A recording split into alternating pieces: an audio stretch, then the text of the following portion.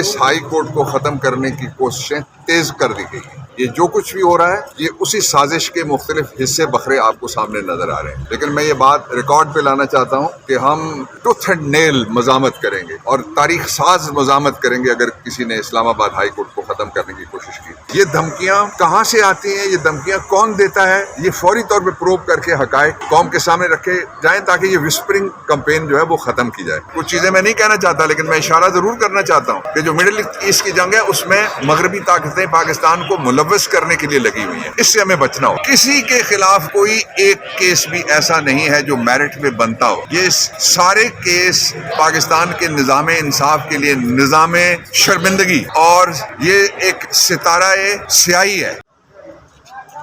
دیکھیں، میں جو پہلا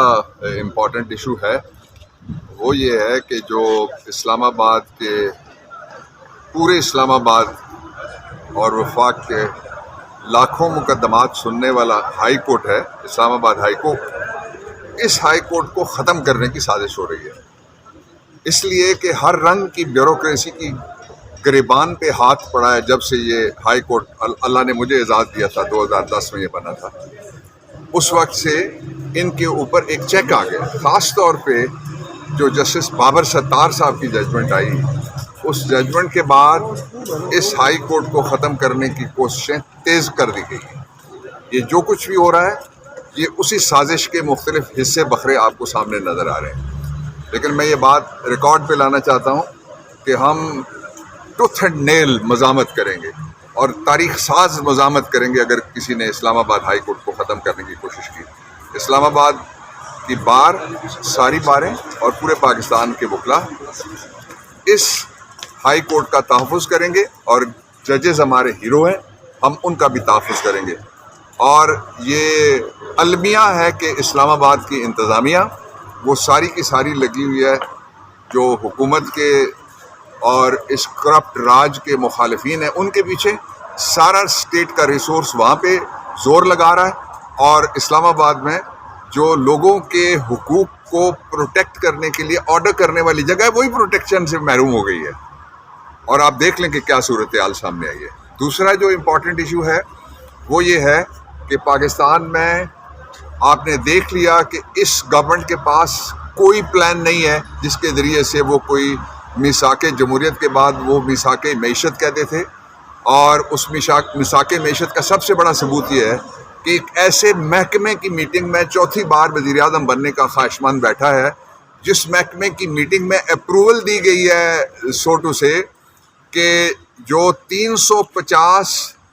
بلین روپے کا ہمارا والٹن ایئرپورٹ ہے لاہور کا، اس کو 50 بلین میں بیچا جائے۔ آپ دیکھیں گے پیچھے جس طرح سے پہلے بھی انہوں نے جو کچھ خریدا، بینک تھے وہ بھی یہ خود خریدتے ہیں آگے فرنٹ میں کمپنی رکھ کے، تو وہ خریدنے کی کوشش کر رہے، یعنی وہ اس قدر لڑک گیا، گر گیا کا لفظ میں نہیں استعمال کر رہا، غیر پارلیمانی ہو جائے گا، لڑک گیا، اس قدر کھائی میں گر گیا ہے کہ وہ ایک محکمے کی میٹنگ میں جا کے بیٹھتا ہے، اور اس کی وجہ وہ جو 350 بلین US ڈالر کا ہے، وہ جو پرائیویٹ ایئر کرافٹ اونرز ایسوسی ایشن ہے، ہم اس کے مطالبے کی حمایت کرتے ہیں کہ یہ کوڑیوں کے بھاؤ اس مول پہ نہیں بیچنا چاہیے جو والٹن ایئرپورٹ ہے۔ تیسری امپورٹنٹ بات وہ یہ ہے کہ مجھے امید ہے کہ جلد سپریم کورٹ آف پاکستان میں فل بینچ بنے گا، اور مجھے ساتھ یہ بھی امید ہے کہ یہ فل بینچ روزانہ کی بنیاد کے اوپر سماعت کرے گا، اس لیے کہ ججز کے لیے پاکستان میں ماحول غیر محفوظ ہوتا جا رہا ہے۔ جو لاہور ہائی کورٹ کے ججز ہیں، فاضل ججز جن میں خواتین بھی شامل ہیں، اسلام آباد میں بھی خاتون جج بھی شامل ہیں، اور پھر باقی جگہ کے اوپر بھی یہ دھمکیاں اب آ رہی ہیں۔ یہ دھمکیاں کہاں سے آتی ہیں، یہ دھمکیاں کون دیتا ہے، یہ فوری طور پہ پروب کر کے حقائق قوم کے سامنے رکھے جائیں تاکہ یہ وسپرنگ کمپین جو ہے وہ ختم کی جائے۔ اور آخری بات یہ ہے کہ پاکستان میں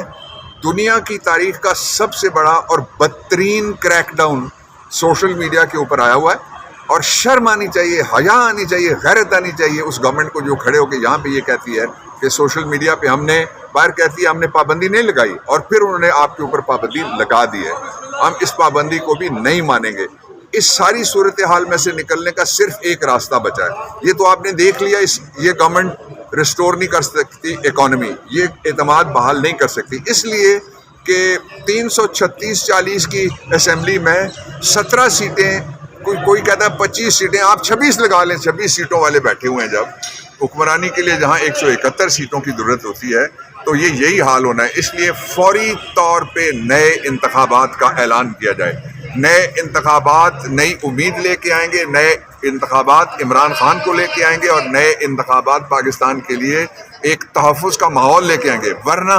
یہ جو علاقائی جنگ ہے اس میں لوگ دھکا دے رہے ہیں آہستہ آہستہ. آپ کچھ چیزیں میں نہیں کہنا چاہتا لیکن میں اشارہ ضرور کرنا چاہتا ہوں کہ جو مڈل ایسٹ کی جنگ ہے اس میں مغربی طاقتیں پاکستان کو ملوث کرنے کے لیے لگی ہوئی ہیں، اس سے ہمیں بچنا ہوگا. سر سائفر کے اس آخری مراحل میں داخل ہو گئے ہیں، کیا سمجھتے ہیں کہ کیا فیصلہ ہو سکتا ہے؟ خان صاحب کیا عمران خان کے خلاف ہماری خواتین، خواب و صنم بلوچ ہو، خواب و عالیہ حمزہ ہو، یاسمین راشد ہو، اور پاکستان کے بچے جو سوشل میڈیا کے اٹھائے گئے ہیں، کسی کے خلاف کوئی ایک کیس بھی ایسا نہیں ہے جو میرٹ پہ بنتا ہو. یہ سارے کیس پاکستان کے نظام انصاف کے لیے نظام شرمندگی، اور یہ ایک ستارہ سیاہی ہے جس کو فوری طور پہ سیاہی کو دھونا چاہیے. بہت شکریہ.